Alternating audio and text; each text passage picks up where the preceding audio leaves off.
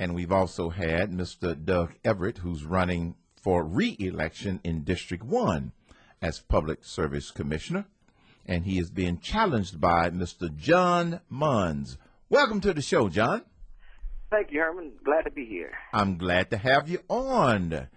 And as you know, we've been interviewing some of the candidates tonight, and you're running as a candidate in District 1. Let's start out with a very brief overview of your unique experience that you would bring to this job since you're challenging an incumbent. Okay, a little bit of my background. I have a BA in Banking and Finance from Morehouse College.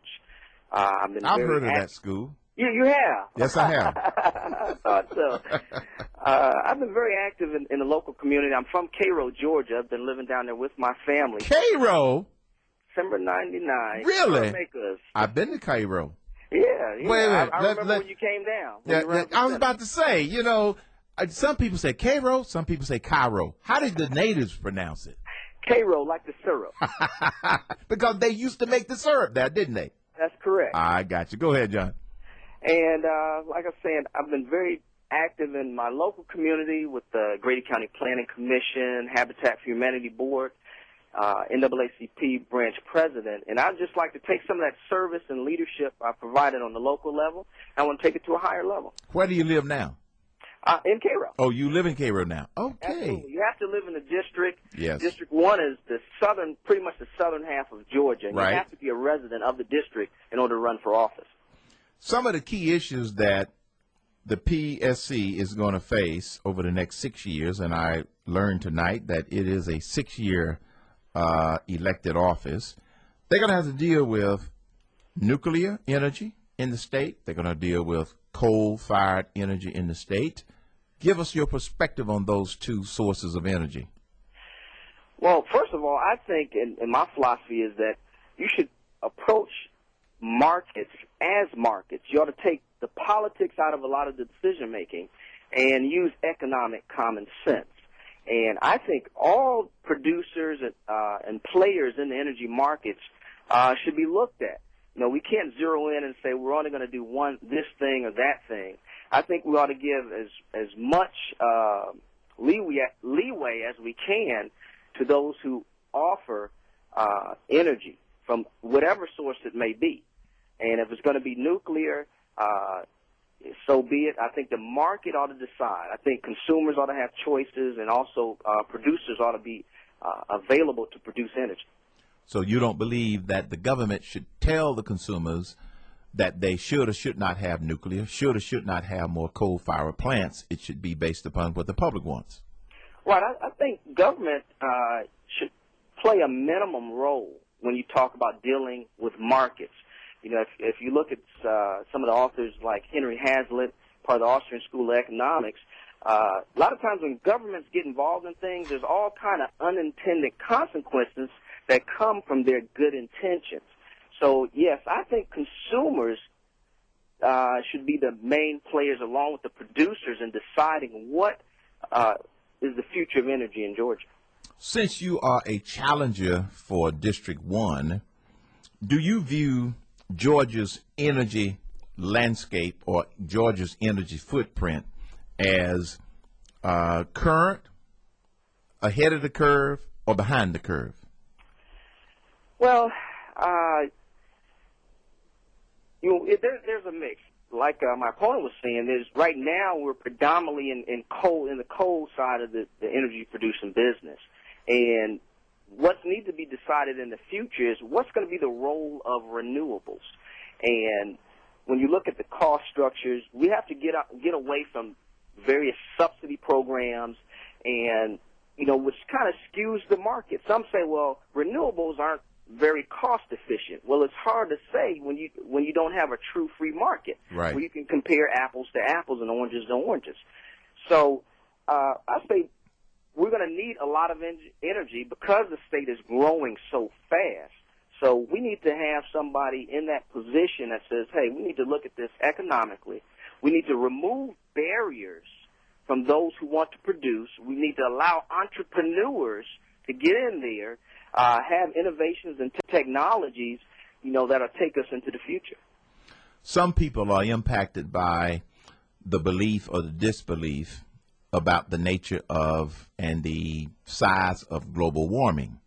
And as your opponent indicated, he shared a statistic with us that 52% of the climatologists do not believe that man is the primary driver of global warming or global cooling, because some people believe that it's cooling. And if people get really, really passionate about the global warming phenomenon or thesis, it can impact their decisions if they're in a policy-making position. What's your perspective on the whole global warming phenomenon? Well, one thing I say is, I'm not a scientist, and I've heard the various arguments, and, when you look back in history, like you say, 30 years ago, everybody was saying we're cooling, in a cooling period. Now it's global warming. But, I think, part of the problem, if you consider man's impact on the global warming, you have to look at, what's going on, what's causing the impact. And if you look at, going into the automotive industry and various industries that pollute, a lot of times, those industries and those markets are skewed, once again, because of various government involvement. So, I'm one of that believes that the best choices are made not by 5 men sitting on a board or a handful of big corporations making all the decisions. I believe that the 9 million or so consumers out there in the state of Georgia, they know a lot more than, just a handful of folks and corporations, and that we ought to give them every opportunity they can have input into what goes on when you're talking about dealing with energy markets. Last year, Congress tried to pass a cap-and-trade carbon credits legislation. What's your perspective on that type of legislation? Once again, it's something that's laid out as having very good intentions. But when a lot of things that the government does and they put into place, once they get going, all of a sudden, there's all these unintended consequences. So, if we want to go in a direction that's going to clean up the environment, well, let's make the playing field equal for the other forms of energy, like renewable energy. Let's try, wind, or give companies the opportunity to try wind, to try solar. Let's make it more affordable, maybe tax credits or different incentives to have people invest in these technologies on their own, and that way it's a little bit cleaner.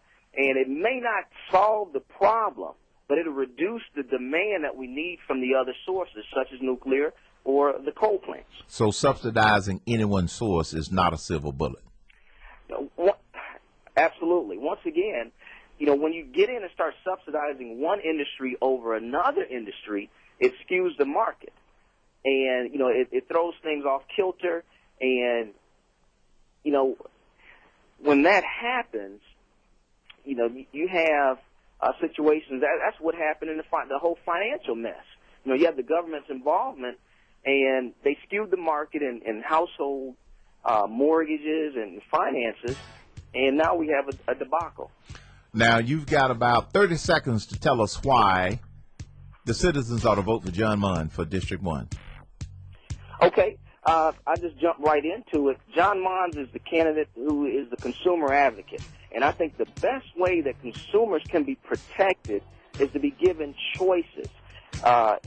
If you want to depend on the government, I think, and their solutions, my opponent, it takes that tack. I'm for free markets, open markets, more competition, and less regulation. Very good, John. And they can find out more information where?